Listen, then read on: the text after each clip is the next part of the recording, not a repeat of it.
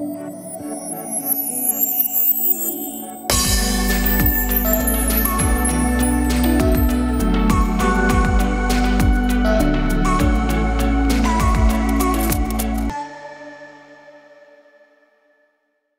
allez pouvoir observer le sujet du jour et il n'y a pas de hasard. Le sujet du jour est Alzheimer. D'accord. Je vous l'ai pas dit tout à l'heure, forcément. Ouais, purée, Agnès, purée. Donc, je vous laisse observer sans trop vous diriger dans un premier temps. Et alors, dès que vous avez une info, vous pouvez me faire signe. Oui, Atsama. Alors, je perçois un état de quiétude nécessaire. Quelque chose qui a à voir avec une sorte de plan de conscience qui permet d'être calme du point de vue de la personne qui a Alzheimer. Comme une espèce d'échappatoire. Ouais, même d'être joyeux.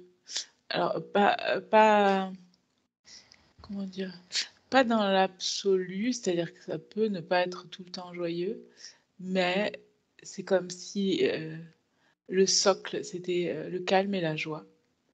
Et que même si à un moment il y a de la colère ou autre chose, c'est un peu comme si c'était un personnage de nous-mêmes qui allait vers des émotions moins agréables, mais comme si le socle il était toujours présent dans le calme et la joie.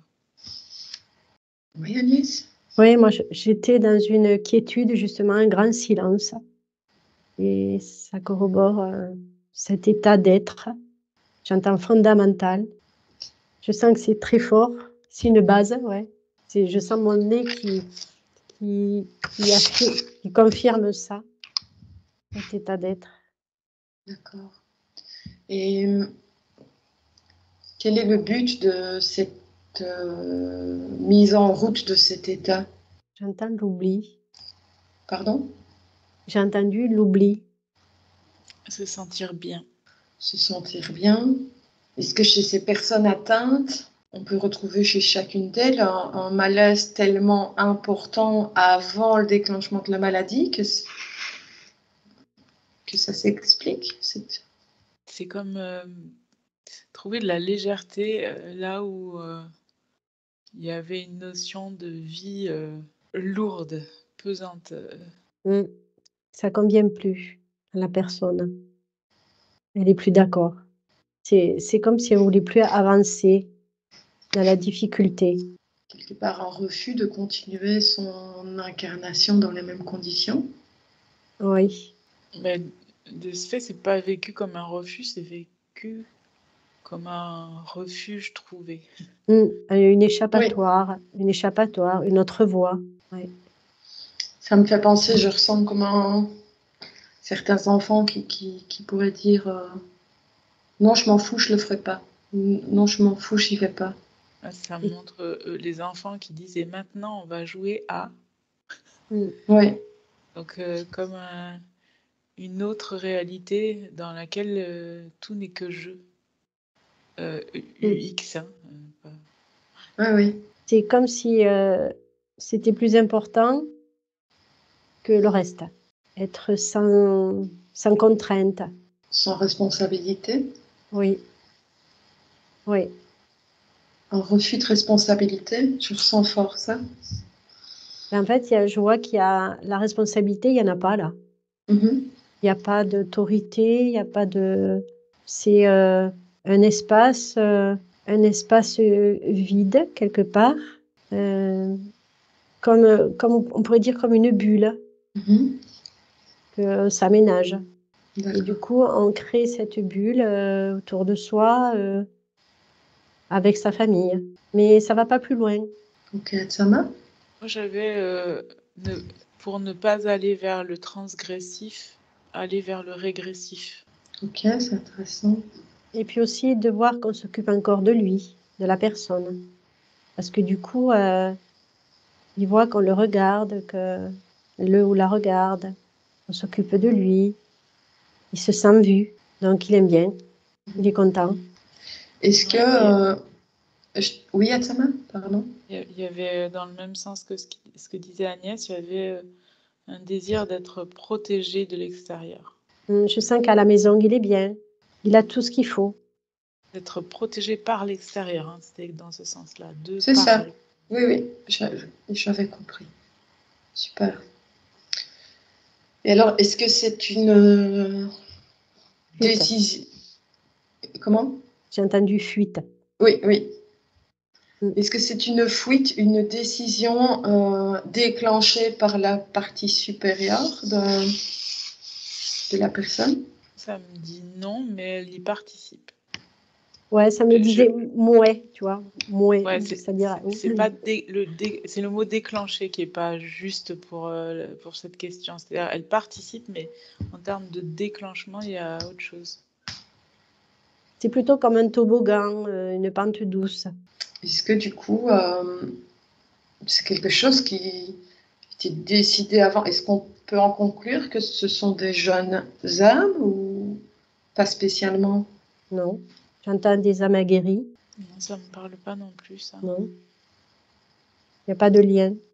Ok, C'est plutôt le lien avec le vécu de la personne qui, à un moment donné, il y a un ouf, je lâche mes sacs. Alors, c'est pas d'un coup, bien sûr, mais c'est une accumulation de sacs, ok.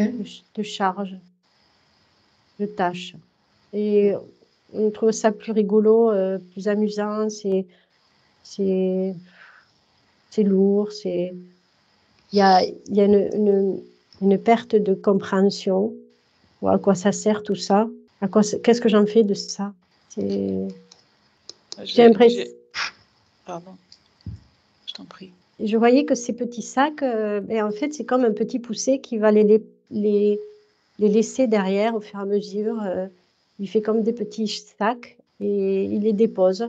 Il n'en veut pas. Voilà, il fait son trajet comme ça pour se vider de toute responsabilité, de tout engagement. Et ça se fait en pente douce. D'accord. Atsama? J'avais un exemple de ces sacs dont parle Agnès qui peut être, ça peut être lié à l'autocritique.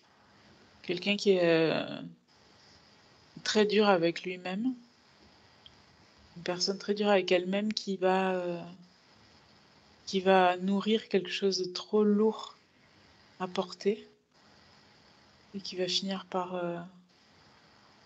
décider que c'est trop lourd et que ça se dépose et que ça se déconnecte d'un certain mode de fonctionnement et de pensée, quoi. Mhm. Alors, au début de l'explo, vous avez évoqué toutes les deux quiétude et joie ou jeu. Et donc, je me demandais quand même, il y a quand même beaucoup de personnes concernées par Alzheimer qui deviennent apathiques, qui perdent le goût de vivre, de boire, de s'alimenter. Comment est-ce qu'on peut faire le lien entre les deux là? Parce que j'ai pas l'impression que ceux qui vivent Alzheimer soient vraiment dans le fun de ce qu'ils sont en train de vivre. Mais moi, quand tu dis ça, c'est qu'il y a à l'intérieur un espace dans lequel tout est calme. Alors, comme il y a une sorte d'abandon du corps, d'une partie du corps en tout cas, ça ressort pas à l'extérieur, même si à l'intérieur ça se calme ou c'est joyeux, et ça va plus forcément se voir à l'extérieur. D'accord. Ouais, donc c'est vraiment un repli total à l'intérieur. Ouais. Pas total, progressif, mais... Ouais, puis il y a un monde intérieur, c'est-à-dire que l'extérieur a plus d'importance, mais il y a un monde intérieur.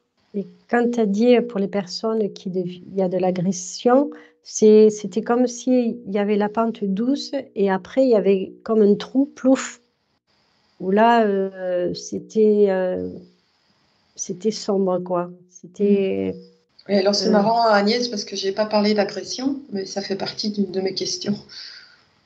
de violence. Enfin, il y a J'ai quelque pas... chose Ah, J'ai pas parlé de ça, mais c'est bien parce que. je l'ai entendu en tout cas. Ah ben voilà, super.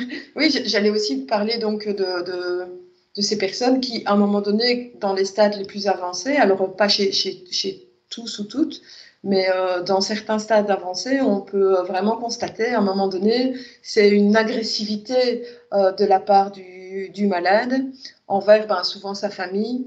Dès que la personne est confrontée à ses oublis de mémoire, de par sa famille, va vraiment réagir de façon agressive, qui va s'accentuer au fur et à mesure où le stade avance. Donc vas-y, alors je t'écoute par rapport à ça. C'est à moi que tu disais? Oui, Agnès, oui. Et là, je suis en train de regarder si c'est pour tout le monde pareil. D'accord. Parce que là, c'était une aggravation, donc plouf, là. Et là, il n'y a pas de récupération. Là, c'est vraiment, ça mène vers la fin de vie. Quand on tombe là, il n'y a pas de récupération. Ouais. Qu'est-ce que tu entends par récupération? Récupérer la vie, récupérer sa vie. Sa souveraineté à l'entre-deux-vie, tu veux dire? D'accord. Tu veux dire que... Parce que c'est comme si ce stade-là, la pente douce, la joie, là, un peu enfantin, c'était pas très grave, que c'était bien. Mais après, dès que tu plonges là, c'est comme si c'était pas... Là, c'est irrécupérable quand on plonge dans le trou, alors que là, non. Je sens que c'est pas irrécupérable par rapport à l'esprit. D'accord. Donc, ok. Donc, on sait que c'est une maladie neurodégénérative. Est-ce que ça veut dire que une fois que le cerveau est trop atteint, il est attaquable entre guillemets et l'ombre vient se servir? Enfin, l'ombre, on se comprend, hein, c'est une expression commune, je veux dire, mais vous avez compris ce que je veux dire. Mais j'ai pas l'impression parce que c'est toujours dans la bulle. Dans la bulle. Dans leur bulle. D'accord. En fait, j'ai pas l'impression qu'ils soient attaquables. C'est plutôt leur propre vécu, leur propre noirceur. C'est comme s'ils se noyaient dans leur propre noirceur. Parce que c'est de l'eau qui est noire. Et en fait, là, ils veulent fuir leur responsabilité. Et là, en fait, ils se créent une aire de jeu, quelque chose d'agréable. Mais après, quand il y a ce plouf, c'est leurs émotions qui avaient été refoulées. C'est leur propre marasme. Et ils s'en noient. Parce qu'en fait, le corps aussi, il y a plus rien qui marche. Oui, il n'y a plus de sécurité qui s'enclenche. Ok. Atsama? Je voulais revenir sur la question de l'agressivité envers les proches. Oui, super. Oui. Il y avait plusieurs possibilités. Il y en avait une qui était comme quand la famille, elle veut pas entrer dans cette bulle, ce qui est généralement le cas puisqu'elle n'est pas comprise et percevable. Mais comme si c'était une soupape de sécurité pour la personne Alzheimer de dire bah, si tu veux pas jouer avec moi, ne me parle pas. Enfin, et du coup de la projeter à l'extérieur pour protéger cet espace de bonheur. C'est intéressant. Ok. Il y a cette possibilité-là, et il y avait une autre possibilité qui m'était montrée qui était... Alors c'est parti. Alors à 3, ça te revient. 1, 2, 3. La deuxième version, c'était comme je joue à être en colère pour continuer à être dans ma sphère de jeu, en fait. Donc il y a la colère pour mettre à distance, pour pas altérer la sphère paisible et de jeu et d'amusement. Et il y a la colère pour comme une pièce avec des personnages, quoi. Donc là, je vais incarner la colère et pour jouer dans votre pièce de théâtre, mais comme si c'était pas la réalité.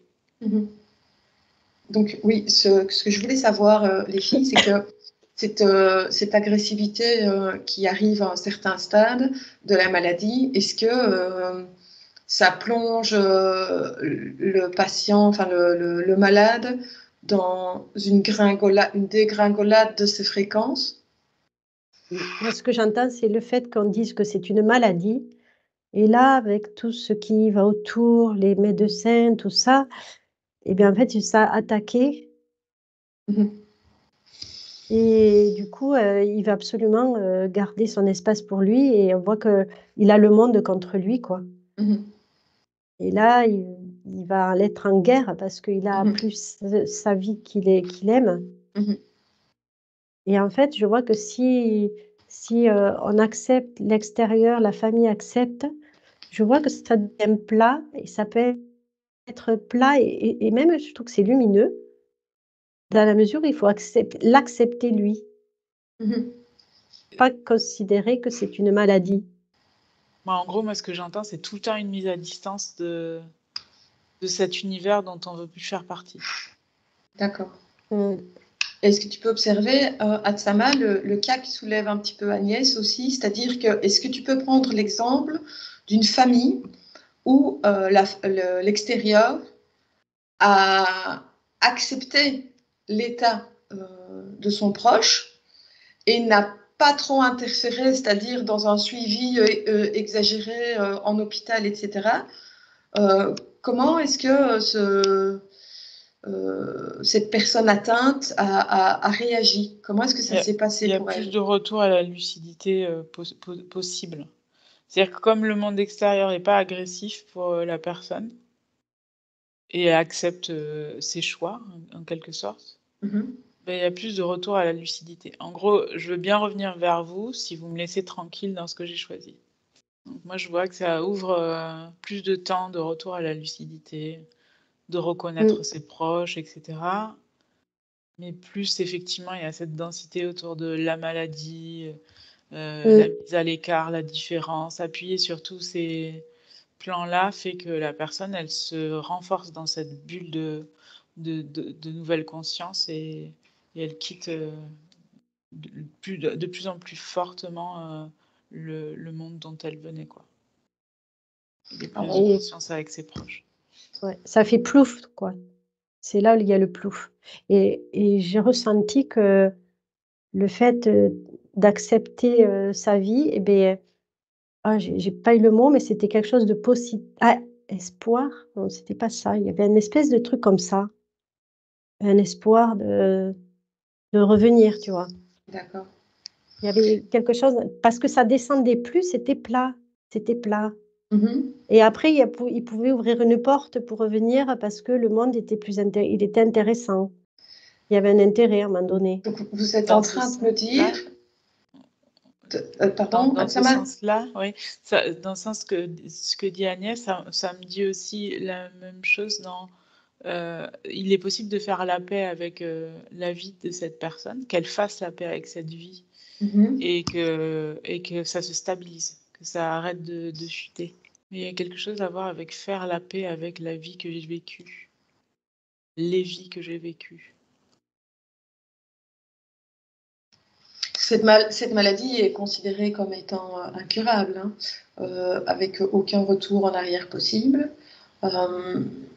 Est-ce que vous pouvez trouver une personne chez qui soit ça s'est stabilisé très fortement au point de ne plus avoir été trop dérangeant ou trop impactant, handicapant dans la vie de cette personne-là, ou voire même une rémission inexpliquée de cette maladie?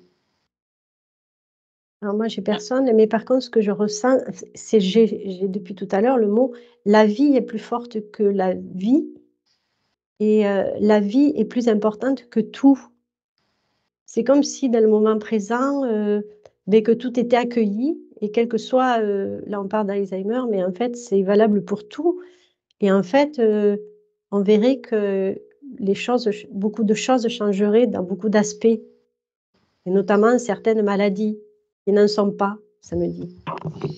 Alors, ça me dit stabilisation, oui, et rémission, ça me montre que pour une rémission, c'est le système qui doit évoluer, donc c'est pour ça que ça marche pas.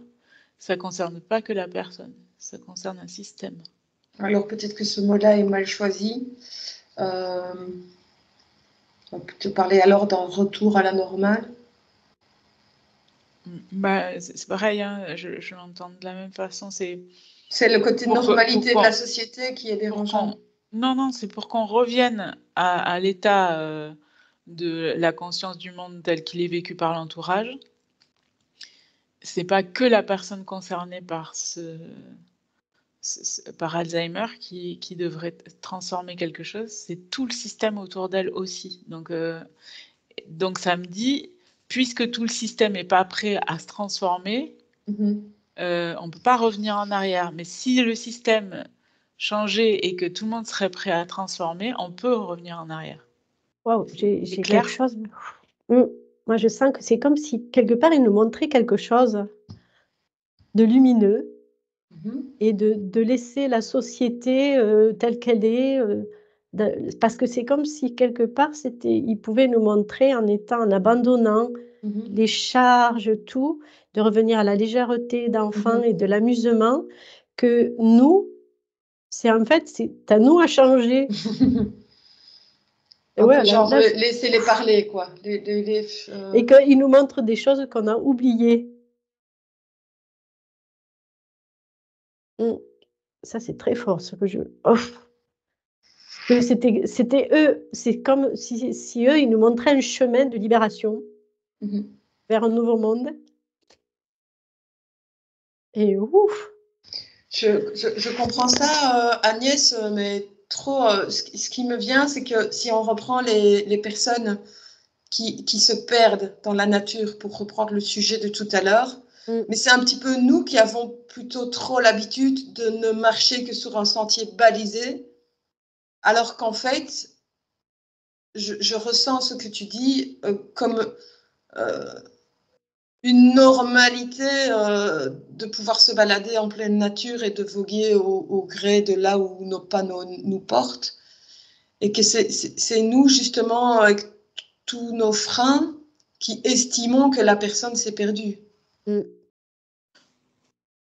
Oui, alors qu'on pourrait se dire, elle s'est trouvée. Et que c'était nous qui étions perdus. Ouais, c'est fort, ça. Ouais, et c'est comme si ça remettait tout à l'envers. Parce que rappelez-vous qu'au début, on était dans un endroit de paix, de grand calme. Et c'est l'opposé de ce que la vie est. Et c'est ce que nous, on fait que travailler en tant qu'être conscient, souverain, à retrouver ce grand silence et cette paix, ce silence, cette joie de vivre. Et quelque part, dans leur insouciance, mais il nous montre une voie. Ok. Alors, on dit souvent qu'une des choses qui aide les personnes atteintes, c'est tout ce qui touche au cognitif, notamment la musique. Alors, je voulais savoir en quoi, qu'est-ce que la musique pouvait apporter aux personnes atteintes, qu'est-ce que ça leur apporte dans leur bulle où ils ont dû se mettre à l'écart, qu'est-ce que ça va venir générer à Tsama? C'est plus que la musique, c'est Les fréquences.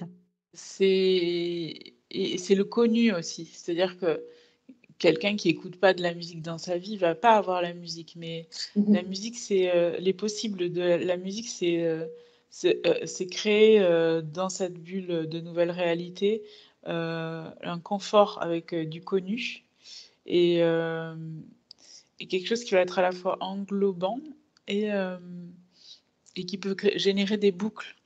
Et les boucles, qu'elles soient musicales ou temporelles ou de répétition, c'est aussi quelque chose qui aide une forme d'assise et de confort. Et la musique, elle peut y participer, mais pour certaines personnes, ce sera la musique. Et puis, ceux qui ne sont pas en affection avec ce médium, ils vont avoir d'autres choses. Agnès?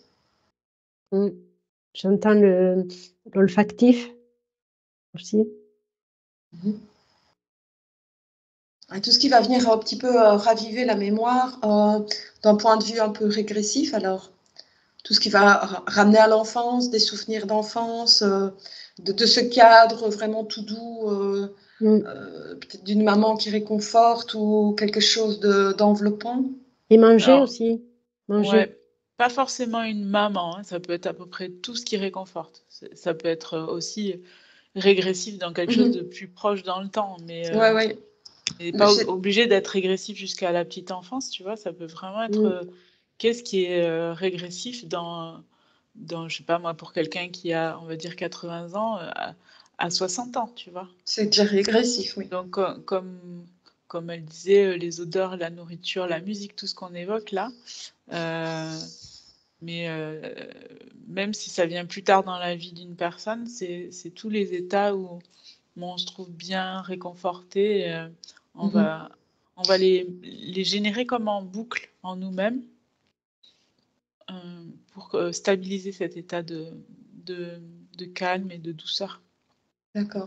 Et c'est quelque chose qui va arriver pour amener du confort à la personne atteinte, ou ça va pouvoir aller même jusqu'à un retour à l'interaction avec la famille possible? Bah, Il y a beaucoup de cas. ouais, tout ce que tu viens de dire est possible et son contraire. D'accord, ok. Alors, on va regarder maintenant ce qui se passe, si vous voulez bien, au point de vue vraiment strictement matériel, c'est-à-dire au point de vue neuronal. Donc, on a bien compris que c'était une bulle, la personne atteinte va se mettre dans une bulle, en oubli, en lâcher prise, en je dépose mes valises là et je ne bouge plus, en retour en enfance, à la joie, à l'abandon des responsabilités. Mais maintenant, au point de vue neuronal, qu'est-ce qu'on peut observer à différents stades? Alors, moi, ça me dit quelque chose de l'ordre de se donner l'illusion qu'on va vers un cerveau d'enfant. Mais c'est une illusion, c'est pas un cerveau d'enfant, en fait. D'accord. C'est intéressant. C'est même, c'est étonnant parce que en fait, ça fait plus. Il y a une sorte d'idée que c'est un cerveau d'enfant qui serait dans la personne. Et en fait, c'est plutôt quelque chose de tout rabougri. C'est pas du tout un cerveau d'enfant. Moi, je vois des neurones qui disparaissent. Mais c'est marrant parce que je sens je ne les vois plus, donc elles disparaissent, et pourtant je sens qu'elles sont là. C'est bizarre. J'allais te poser la question. Ouais. Cette disparition est en l'or, en fait. Moi, il y a quelque chose qui est. C'est comme s'il y avait une illusion quelque part, mais j'arrive pas à comprendre où. Mais il y a Ouais. quelque chose dans l'illusion, ouais, même à ce niveau-là. Mm. S'il y a quelque chose qu'on ne doit pas regarder ou pas voir. Et même les machines ne voient pas l'illusion. Par exemple, un scanner, il y a eu l'illusion que ça disparaît sur un certain niveau, mais pourtant tout est là, intact, ça me dit. Alors, c'est énergétique plutôt. Ça me dit non. Donc, quelque chose qui se passe vraiment dans le physique, qui fait que les neurones paraissent avoir disparu, paraissent avoir été grillés, mais qu'en réalité, C'est parce qu'à l'œil nu, on ne les voit pas, mais moi, je les sens. tu parles à l'œil nu du scanner, quoi, on va dire. Oui, À voilà. l'œil nu, pas à l'œil nu, mais Parce que même ma vision, c'est comme si j'avais une vision qui voyait les neurones, je les vois disparaître, mais mon ressenti me dit qu'ils sont toujours là. Oh, mais est-ce qu'on peut pas parler comme la jambe de bois qui est toujours ressentie par celui qui a perdu sa jambe alors qu'en fait il n'a plus sa jambe, ou c'est encore autre chose? Ça me dit non, justement. Ça me dit non. C'est là que je ne comprends pas. Moi, ce que je perçois quand j'essaie d'enlever le voile d'illusion, c'est comme s'il y avait une expansion de quelque chose. C'est-à-dire quelque chose qui est contraire à ce qu'on croit. C'est au-delà de la compréhension, du raisonnement. Ta C'est pour ça question de départ, tu peux la redonner, s'il te plaît, Jessica? La réaction neuronale qui se passe au gré aux différents stades de la maladie. Qu'est-ce qui se passe au niveau neuronal?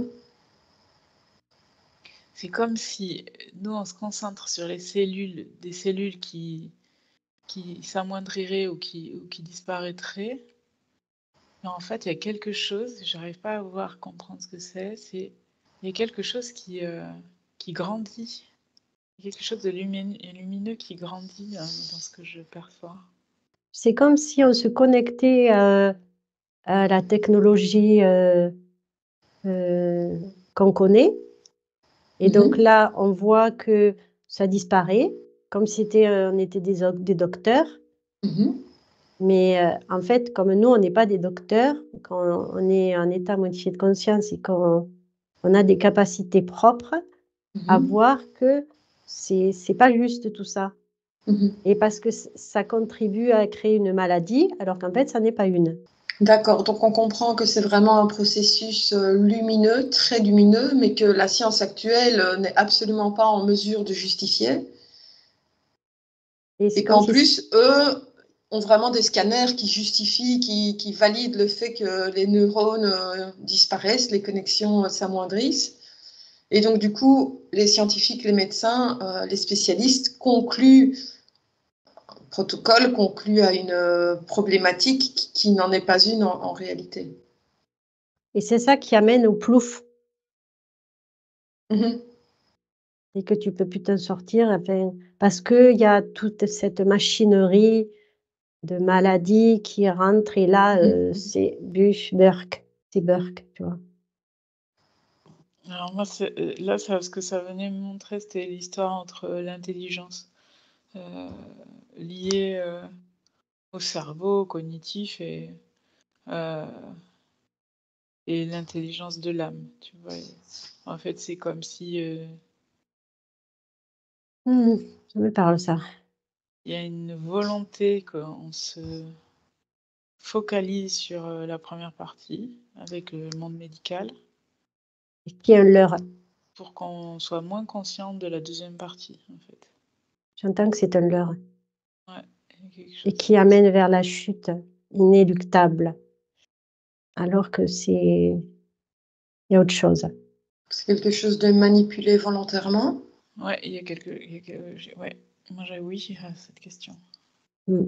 Comme tout dysfonctionnement apparent, enfin, Oui. de suite, clac, ça va devenir une maladie, on va justifier tout ça, et ça rentre dans une machinerie infernale de dégénérescence.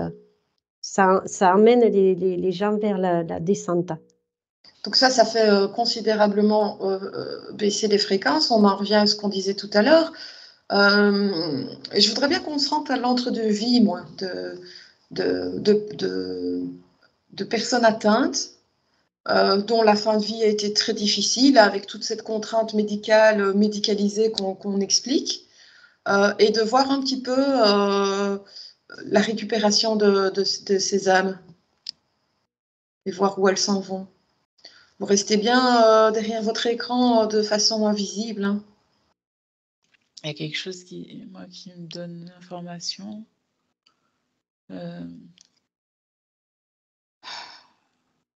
Comme une tentative d'éveil de conscience. Et comme elle n'a pas été perçue par l'entourage, en après-vie, ça fait plonger cette conscience, en fait. D'accord. Parce que ça me disait avant que tu poses cette question aussi que une personne comme ça pouvait être aussi dans certaines sociétés regardée comme une âme éveillée en fait et être consultée comme une âme éveillée mais avec une forte en fait, c'est comme une âme éveillée qui t'oblige, toi, à avoir un très fort libre arbitre sur ta façon de concevoir ce qui va être donné comme information par cette âme éveillée et une forte responsabilité. C'est pas juste on te dit ce que tu vas faire, c'est vraiment tu vas avoir une sorte de entre guillemets, mais ça fait penser aux énigmes, tu vois. On te donne quelque chose et après toi, tu as un gros travail derrière avec ce qui t'est donné. Donc ce type de regard porté sur ces âmes éveillées qui donnerait comme ça un savoir. Un peu comme un sage, en fait. Quand on va voir un sage et qu'il te donne une phrase, que tu te dis, mais enfin, il n'a pas du tout répondu à ma question, qu'est-ce que c'est que C'est ça? ça. Et qu'en fait, c'est tellement puissant comme message et tellement pur euh, que c'est des petits mots-clés, voilà, posés là comme ça, on ne sait pas toujours quoi en faire dans un premier temps. D'accord, ok. Et c'est comme si, dans cette volonté aussi, médicale, et alors c'est un exemple, hein, c'est pas tout n'est pas pareil, hein, Mhm, mhm. je fais pas une généralité pour l'ensemble, mais c'est possible que ça vienne aussi étouffer ces potentiels-là, heu, mais du coup, c'est vécu, après la mort comme un échec par, cette âme. C'est Parce ça, ok. qu'elle a été comme étouffée, par un système. Ok. Atsama, est-ce que tu peux aller voir le cas d'une personne atteinte, mais alors du coup, ce mot atteint, là, c'est vraiment, ça vibre pas du tout. Mais une personne dans ce cas, dans une culture beaucoup plus ouverte que la nôtre, d'accord? Et voir si cette personne a pu exercer son rôle de sage, hein, on va dire ça comme ça, euh, et que ça a pu être comme une délivrance pour cette âme. Est-ce que tu peux voir un cas pareil? Ouais, et ça donne comme une diffusion, en fait. C'est-à-dire que ça c'est comme si la lumière de ce fait-là, avec cet accueil-là de la communauté, ça donne, ça déploie encore plus dans comme, des filaments qui vont de ce centre-là, de cette personne âgée, Mhm. sur les gens de la communauté qui le diffusent encore. Ça, tu vois, c'est exponentiel, Mhm. heu, dans dans l'énergie de vie, en fait. Ça fait quelque Mhm. chose de très radiant comme ça et de très diffusé comme ça. Et Ok. là, le chemin vers la source est comme évident. Mais c'est comme si ça reliait après, comme justement, comme la personne, elle meurt, ça relie encore mieux les gens aussi, sur la source, mais sans les désancrer, tu vois? C'est pas ça Mhm. vient pas, tirer, faire, une sorte de dualité ou d'opposition. C'est juste ça c'est comme si ça clarifiait le rapport à la source pour tous ceux qui se sont mis en connexion là D'accord. Et et qui c'est ont mis des filaments sur les autres, oui. par glissement. Oui. Et la fin de vie de cette personne sage, c'est fait vraiment tout de suite en lien direct avec la source, Ouais, il y en, a en ligne ça droite. crée un ouais, ça crée une fluidité, un chemin, ouais, une évidence de chemin. Mmh. D'accord. Moi, tout à l'heure, je voyais, cet être-là qui était comme, un petit soleil, une étoile, enfin, c'était très, très lumineux et du coup, en fait, c'est hyper facile pour revenir. Oui. Elle a Et, pas de pour, bag elle vient pas elle vient sans bagage, quoi. Elle a Mhm. quitté ses bagages. Et donc pour tous les autres qui n'ont pas cette possibilité-là, il y a forcément récupération Et moi, avant j'ai de vu ce vie. un toboggan qui était récupéré. Alors, je voyais certains qui étaient vers le enfin, plus sombre et il y en avait quand même qui arrivaient à remonter. Il y a un peu tout. D'accord. Ah, Ça faisait super un les peu filles, je disais c'est super intéressant.